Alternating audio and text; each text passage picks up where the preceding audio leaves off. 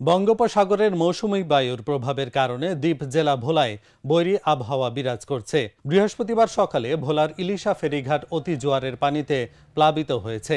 এতে করে ফেরির গ্যাংওয়ে ও চলাচলের পথ পানিতে তলিয়ে আছে, ফলে যাত্রীদের চরম দুর্ভোগ পোহাতে হচ্ছে। ফেরিতে ওঠানামা করতে যাত্রীদের ব্যবহার করতে হচ্ছে নৌকা।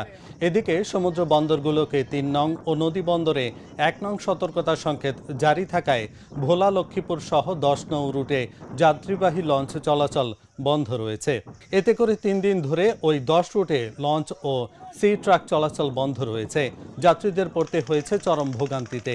এতে বাধ্য হয়ে জীবনের ঝুঁকি নিয়ে উত্তাল মেঘনার ডেঞ্জার জোন উপেক্ষা করে অবৈধ ট্রলার ও স্পিডবোটে করে যাত্রীরা যাতায়াত করছেন।